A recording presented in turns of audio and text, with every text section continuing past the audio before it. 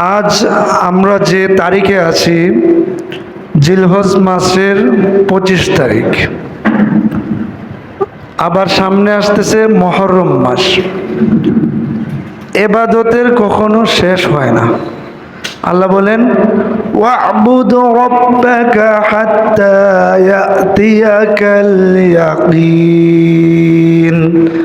আল্লাহ নিজে বলতেছেন ওয়া'বুদ, হে নবী আপনি ইবাদত বন্দেগীতে লিপ্ত থাকেন হাত্তা ইয়াতিয়াকাল ইয়াকিন, ইয়াকিন আসা পর্যন্ত। বলেন সুবহানাল্লাহ। ইয়াকিন কি আবার হুজুর? মৃত্যু। এটারে সবাই বিশ্বাস করে, লেগে আল্লাহ কয় কি ইয়াকিন।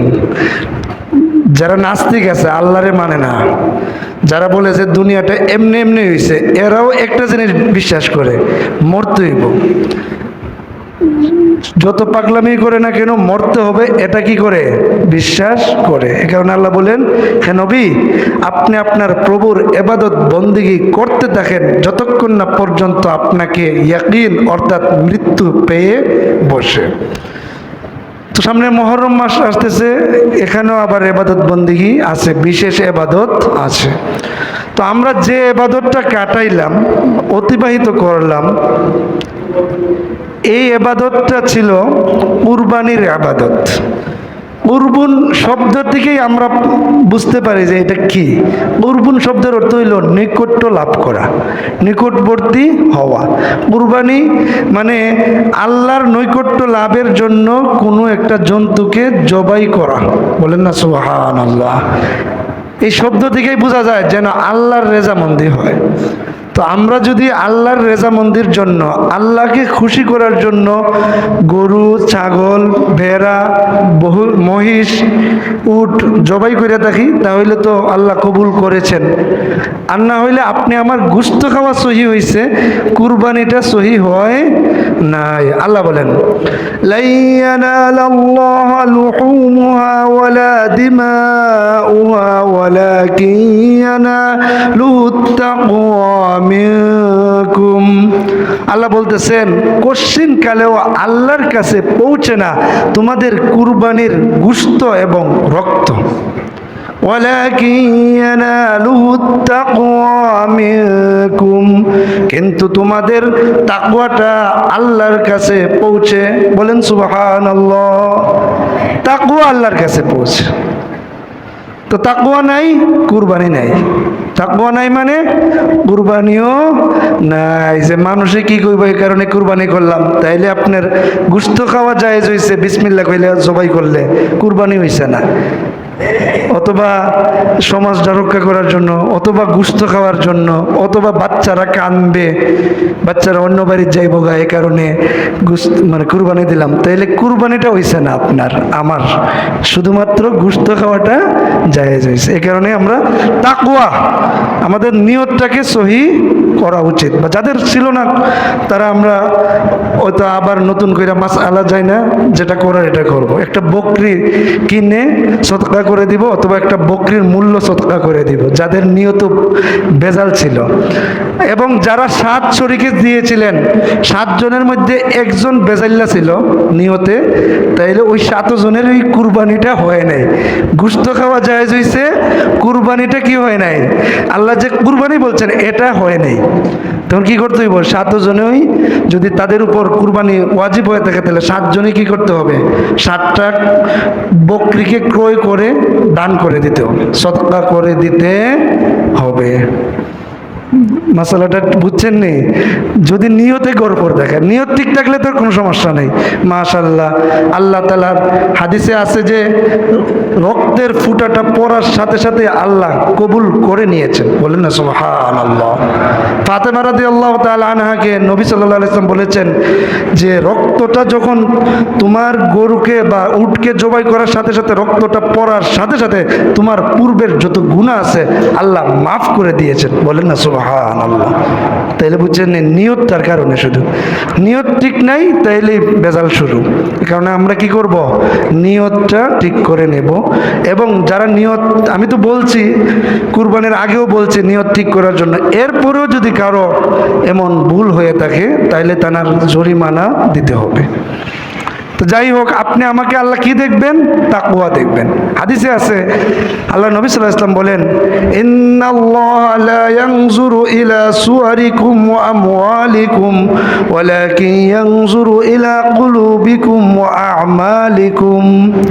আল্লাহ নবী সাল্লাল্লাহু আলাইহি ওয়াসাল্লাম বলেন, ইন্নাল্লাহা লা ইয়ানজুরু ইলা সুওয়ারিকুম, নিশ্চয় আল্লাহ তাআলা তোমাদের রূপ দেখবেন না, ওয়ালা ইলা আমওয়ালিকুম, তোমাদের ধন সম্পদ দেখবেন না, যে কার কয়খানি ক্ষেত আছে, ওয়ালাকিন ইয়ানজুরু ইলা কুলুবিকুম ওয়া আ'মালিকুম, বরং তিনি দেখবেন ইয়ানজুরু ইলা কুলুবিকুম, তোমাদের অন্তরটা এবং তোমাদের যে আমলটা দেখবেন। বলেন সুবহানাল্লাহ।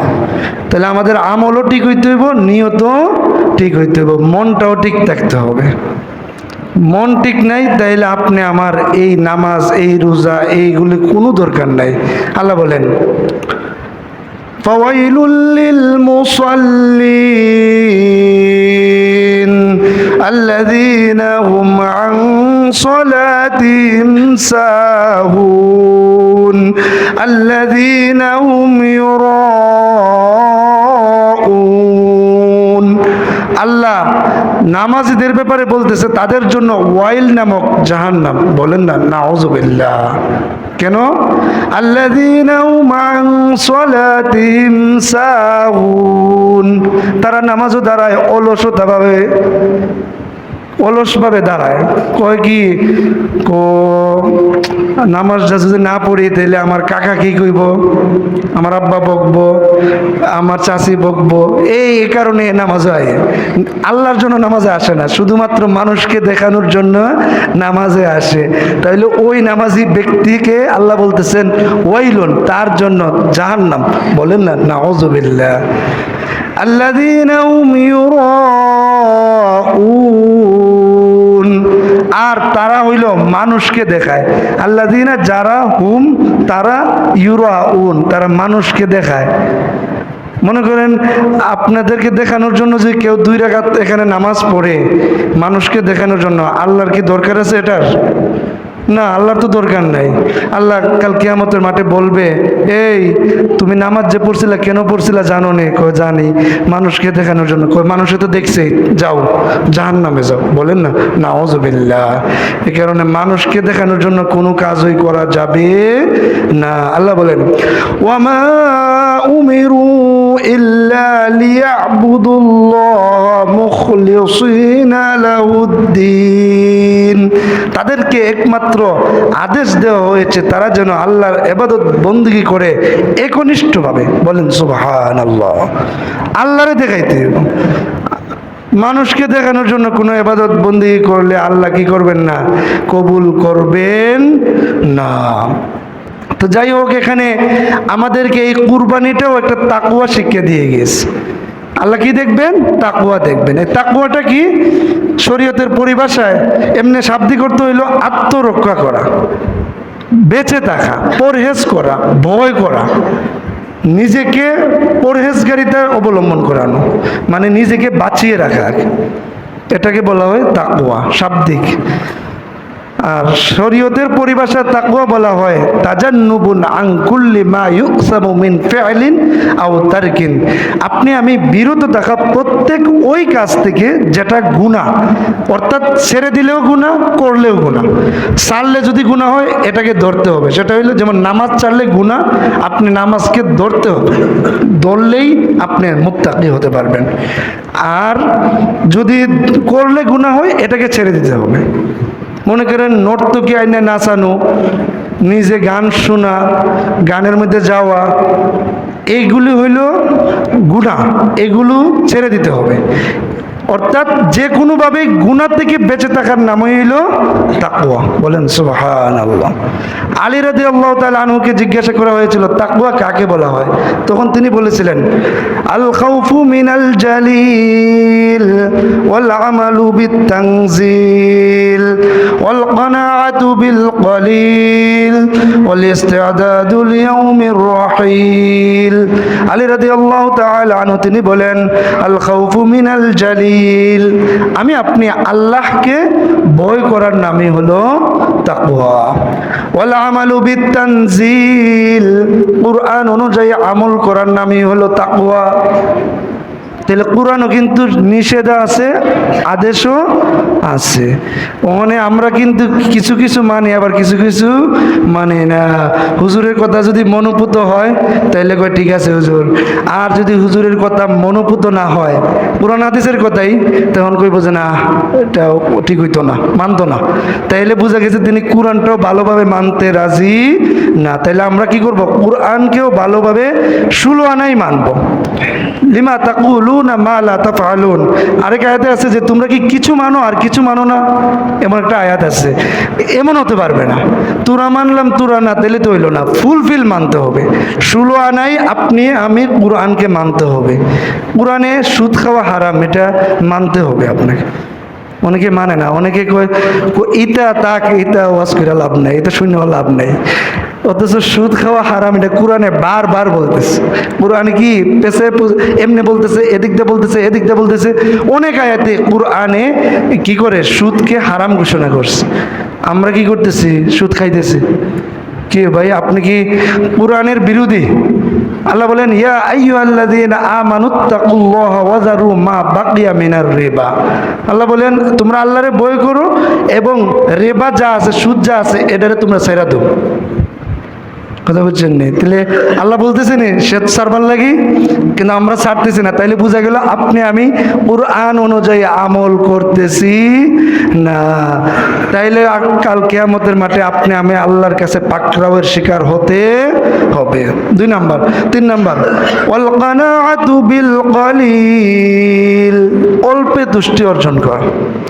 অল্পে তুষ্টি বলতে আপনি আমাকে আল্লাহ যে অবস্থায় রাখছেন, যা দিয়েছেন তাতেই সন্তুষ্টি অর্জন করা।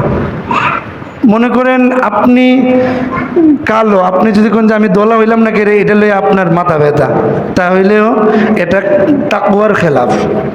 আপনি গরিব, আপনি কইলেন যে না আমি এখন ধনী হইলাম না কেন, আপনি চেষ্টা করতে পারেন, হালাল পন্থায় চেষ্টা করেন, কিন্তু আপনি হইলেন না কেন এটা লইয়া অভিযোগ তুললেন আল্লাহর উপর, তাহলেও আপনি মুত্তাকি হতে পারলেন না। ওয়াল কানাআতু বিল কলিল, অল্পে তুষ্টি অর্জন হতে হবে।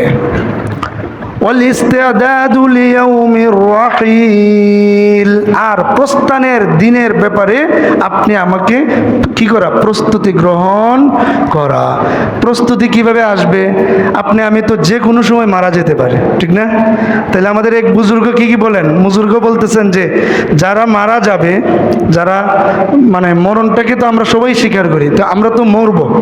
তো বুজুর্গ বলতেছেন যে আপনি আমার প্রত্যেক দিন ওই ঘুমানোর আগে, দিনের বেলা বা রাত্রেবেলা যে কোনো ঘুমাবো, ঘুমানোর আগে আমরা 4টা কাজ করে ঘুমাবো। সে 4টা কাজ কি কি? 1 নাম্বার, কারো কাছে আপনার কাছে কেউ কোনো কিছু পায় কিনা, কথা বুঝছেন নি? আমি আপনার কাছে কেউ কোনো কিছু পায় কিনা এটাকে পরিশোধ কইরা তাকে ঘুমানো উচিত। তখন যদি বলি হুজুর লাখ লাখ টাকা পায় মানুষে, তাহলে আপনি খাতার মধ্যে লিখে রাখবেন যে আমার কাছে আমার ভাইয়ে 1 লাখ টাকা পায়, বোনে 1 লাখ টাকা পায়, ওই ভাইয়ের একখানে ক্ষেত পায়, এমনভাবে লিখে রাখবেন। যেহেতু দিতে পারতেছে না, তাইলে আপনার ওয়ারাসাত যারা, উত্তরাধিকার যারা, তারা কমপক্ষে আপনি মারা যাওয়ার পরে দিতে পারবে। 1। 2 নাম্বার, আল্লাহর কোনো হক পাওনা আছে কি না। এখন বলবেন যে হুজুর আল্লাহর হক তো অনেক আছে, নামাজ রোজা অনেকেই তো রাখছে না, তাইলে এদের উমরি কাজা, মানে এগুলো কাজা করে এরপরে ঘুমানো উচিত। এখন তো কাজা বলে হুজুর অনেক দিন ধরে কাজা আছে, তাইলে আপনি যতটুকু পারেন ওইটা ঘুমাইলেন, আর পাশাপাশি অন্যগুলোর জন্য নামাজ কত ওয়াক্ত হইতে পারে একটা আইডিয়া কইরা, রোজা কত ওয়াক্ত, হজ ফরজ আছে কিনা, এগুলি সব লিখে আপনি ঘুমাইবেন, যাতে করে আপনি আমি মারা গেলে এই হজটাকে বদলা করাইতে পারে এবং ঋণ থাকলে ঋণ দিতে পারে। 2। 3 নাম্বার, তাওবা করে ঘুমানো। আমরা যে ঘুমাই, আমরা কি দোয়া পড়ে ঘুমাই বলতে পারেননি সবাই? বলতে পারেননি? ঘুমানোর আগে দোয়াটা কি জানেন সবাই? আল্লাহুম্মা বিসমিকা আমুতু ওয়া আহইয়া, এই দোয়াটা পড়ে। এই দোয়াটার অর্থ কি?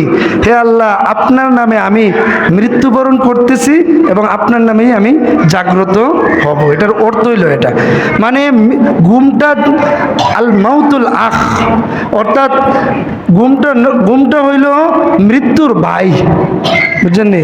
আপনি আমি মানে ঘুমানোর পরে বাঁচবো কিনা বা উঠতে পারবো কিনা এটার তো গ্যারান্টি নাই, নিশ্চয়তা নাই। এই কারণেই ওই বুজুর্গ তিনি বলেন যে 4টা কাজ করে তুমি ঘুমাও।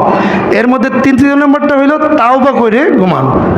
মনে করেন আপনি আল্লাহর কাছে কিছু, আল্লাহর সাথে লেনা দেনা আছে, তা আপনি তওবা করলেন যে আল্লাহ আর জীবনে গুনাহ করব না। তওবায়ে নাসুহা কাকে বলে? হুজুরের ডাক্কে আইন না রিমাল দইরা, এটার নাম কি তওবা নাসুহা? দেখবেন যে অনেক সময় কয় হুজুর আপনি যান একটু তওবা করাইয়া দেন। হুজুরে তওবা করাইতে হবে কেন? আপনি প্রতিদিনই তওবা করবেন। কি করবেন? গুনাহ যেটা করতেছেন এটা ছেড়ে দিবেন। 1 নম্বর কি? গুনাহটাকে ছেড়ে দিবেন। 2 নম্বর, ওই গুনাহটার উপর আপনি আমি লজ্জিত হব যে আল্লাহ আমার দ্বারা তো এই গুনাহটা হওয়ার কথা ছিল না, কিন্তু হইয়া তো গেছে, আমি তো কইরা লাইছি, এর জন্য লজ্জিত হবেন। 3 নম্বর, আজম বিল জাজম, কঠিনভাবে দৃঢ় প্রতিজ্ঞা করবেন যে ভবিষ্যতে আর এমন গুনাহ বা কোনো গুনাহ আমি করব না। এমনভাবে যদি তওবা করতে পারেন, এটাই হইল তাওবায়ে নাসুহা। নাকি এমনি এক বিটির ফেল চাইলে যে চাই করলেন তওবা তওবা, তওবা হইল কইতে, এটার নাম কি তওবা? তওবা না। মানে তওবা মানে আপনাকে গুনাহকে স্টপ করে দিতে হবে। আরেকবারের আইল কাটতেছিলেন, আইল কাটা বন্ধ করে দিতে হবে। আরেকবারের জায়গা দখল করছিলেন, দখল বাদ দিয়া জায়গা দিয়ে দিতে হবে। আরেকজনের গাছ কেটে বিক্রি করে খেয়ে ফেলেছেন, ও গাছের টাকাটা তার হাতে দিয়া, তার হাতে পায়ে ধরে মাফ চাইয়া আইয়া এরপরে আপনি তওবা করবেন। মা আপনার আরেকবারের টাকাও দিলেন না, গাছও দিলেন না, জায়গাও দিলেন না, আপনি কইতেছেন হুজুর তওবা করাইলেন, অথবা নিজে নিজেও তওবা করা শুরু করলেন যে আল্লাহ আর গুনাহ করতাম না। বান্দার হক হইলে বান্দাকে বুঝাইয়া দিলাইতে হইব, আল্লাহর হক হইলে আল্লাহর কাছে বলতে পারেন যে আল্লাহ আমি মাফ চাই, ঠিক আছে? কিন্তু বান্দার হক হইলে আপনাকে বান্দার মাল বুঝাইয়া দিয়া এরপরে আপনাকে তওবা করতে হবে, আর নাইলে তো কাল কিয়ামতের মাঠে বান্দা আপনাকে ধরে ফেলবে। কিতাবে লিখেছে আপনি আমি জীবনটাকে এভাবে কাটানো উচিত যাতে করে কোনো বান্দা, আল্লাহর বান্দা আপনি আমার কলারও অথবা গাড়ির মধ্যে চেপে ধরতে না পারে। এটা কিতাবের ভাষায় বললাম, এটা আমার ভাষা না, কিতাবেই লেখা আছে যে আমি আপনি এমনভাবে চলা উচিত যাতে করে কিয়ামতের মাঠে আপনি আমাকে কেউ কলার ধরে টান দিয়া অথবা গাড়ির মধ্যে চেপে ধরতে না পারে। এভাবেই আপনি আমাকে চলা উচিত। আর না হইলে কাল কিয়ামতের মাঠে আল্লাহ ফেরেশতাদেরকে বলে ফেলবেন, আল্লাহ হঠাৎ কইরা ফেরেশতাদেরকে বলবেন এরা দি যাইতেছে গা, ওয়াকিফুহুম ইন্নাহুম মাসউলুন। আল্লাহ তাদেরকে বলবেন তাদেরকে থামাও, আরে এরা দি যাইতেছে গা, দৌড় দৌড়। তো এই পুলিশ কার পুলিশ? বাংলাদেশি পুলিশ না, না না, এটা আল্লাহর পুলিশ। লা ইয়াসুনাল্লাহ মা আমারহুম ওয়া ইয়াফআলুনা মা ইউমারুন। মানে তারা কখনো, আল্লাহর ফেরেশতারা এমন, তাদেরকে আল্লাহ যে আদেশ করবেন এই আদেশ থেকে একটা চুল পরিমাণ তারা কি করবে না, সরবে না, নড়বেও না। যেটা আদেশ করবেন আল্লাহ সেটাই তারা পালন করবেন। বলেন না সুবহানাল্লাহ। এটা ফেরেশতা, এটা মানুষ না। মানুষ তো আজকে আপনি একবারে পাড়াদার দিলেন, রাত্রেবেলা ওই এবার ওই আম পাইরে খাইয়ে লাইছে। আপনি আম গাছের পাড়া দিয়ে দিছিলেন রে 2টা ছেলেরে, ওই তোমরা রাত্রে পাড়া দিয়ে রাখো। রাত্রে দেখলেন যে 2টার সময়টা 2 বেটা যে পাড়াদার, এই বেটা ওই উঠটা আম গাছে ওইটা আম খাইতেছে, হইল নি? এটা তো মানুষ। কারণ এরার কি আছে? এরার মধ্যে নফসে আম্মারা আছে। ফেরেশতার মধ্যে এগুলি নাই। ফেরেশতারা আল্লাহ যা আদেশ করবেন তাই শুনবে। এই কারণে আমরা কি করব? আল্লাহর আদেশগুলোকে মেনে চলবো। তাইলে কি বললাম? ওয়াল আমালু বিত্তানজিল, আমরা কুরআন অনুযায়ী জীবনকে কাটাইব এবং ওয়াল কানাআতু বিল কালিল, অল্পে তুষ্টি অর্জন করব। আলী রাদিয়াল্লাহু যেটা বলতেছেন 4 নম্বর হইল ওয়াল ইস্তিআদাদু লিয়াউমির রাহিল, প্রস্থানের দিনের ব্যাপারে আপনি আমাকে প্রস্তুতি গ্রহণ করব। কারণ আপনি আমার কাজে লাগবে না কেউ। আল্লাহ বলেন কিয়ামতের দিনের হালতটা কেমন হবে? আল্লাহ বলতেছেন ইয়াউমা ইয়াফিরুল المرء من أخيه وأمه وأبيه وصاحبته وبنيه لكل امرئ منهم يومئذ شأن يغنيه কিয়ামতের দিনে হালতটা বড় কঠিন হবে। ইয়াফিরুল মারউ মিন আখিহি, ভাই তার ভাই থেকে দৌড়তে থাকবে। বলেন না নাউযুবিল্লাহ। এখন তো দেখবেন যে আপনি বিপদে পড়ছেন, আপনার ভাই, আশপড়শি, বংশধর সবাই ঝাঁপিয়ে পড়বো আপনার জন্য, কিন্তু কিয়ামতের মাঠের হালতটা হবে সম্পূর্ণ ভিন্ন।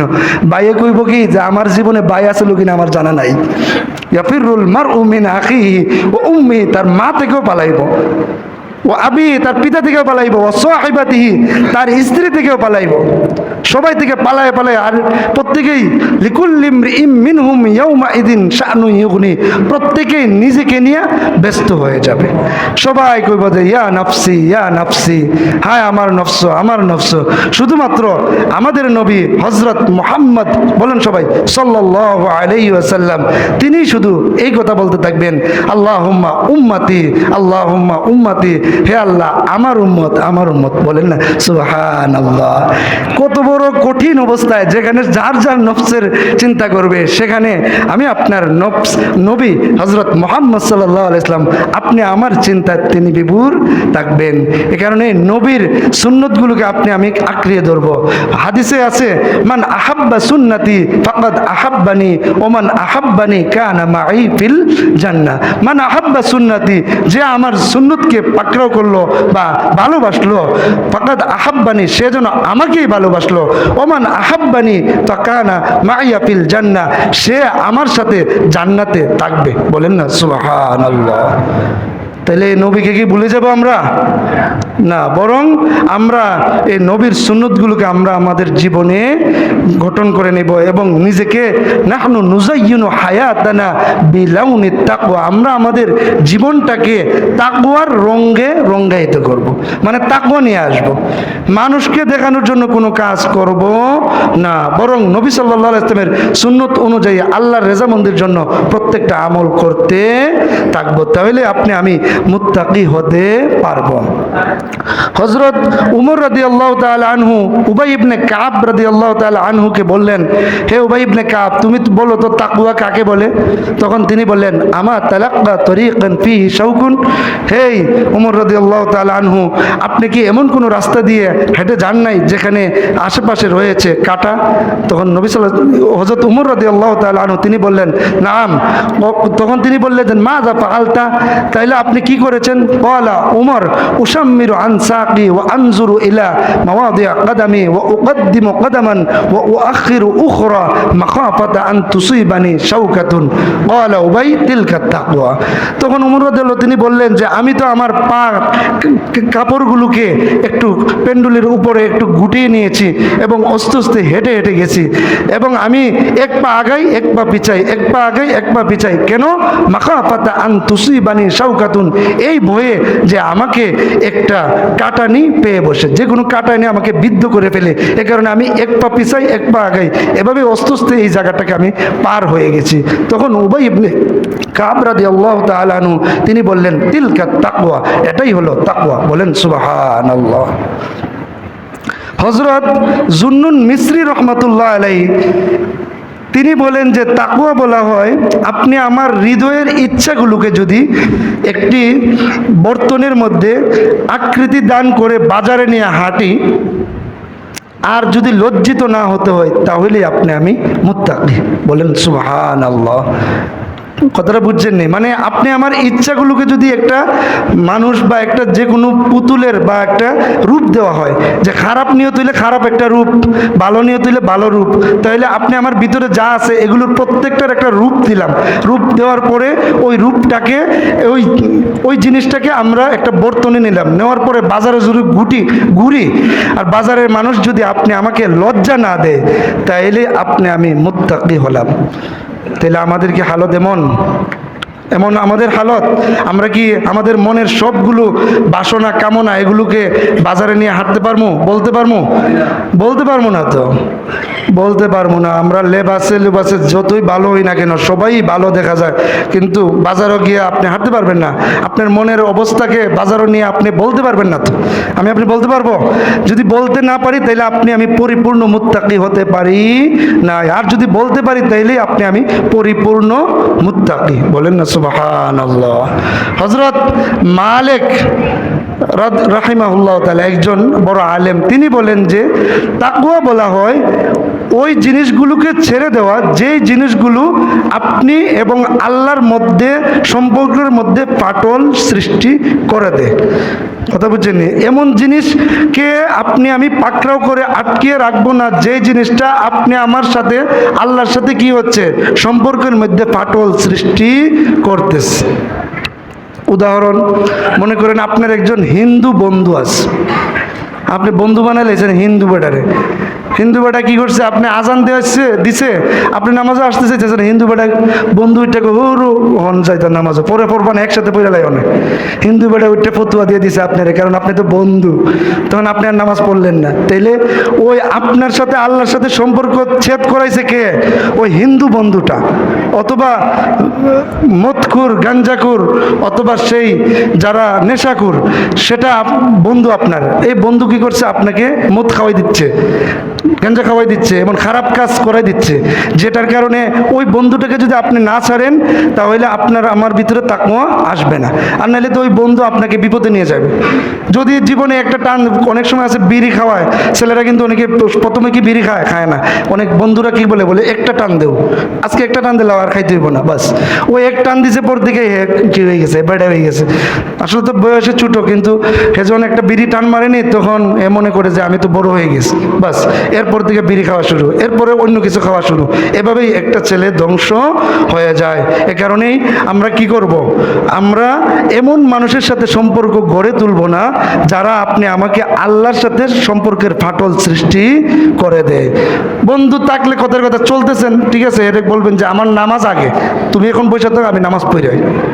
গ্রামগঞ্জে থাকলে তো চলতে পারেন, সামনে সামনে থাকলে তো চলা যায়, কিন্তু আপনি আমাকে কি করুন, আল্লাহর সাথে সম্পর্কে ফাটল সৃষ্টি করে এমন বস্তুর সাথে আপনি সম্পর্ক রাখবো না। আল্লাহ তাআলা আমাদের সবাইকে তাকওয়ার গুণে গুণান্বিত হওয়ার তৌফিক দান করুন।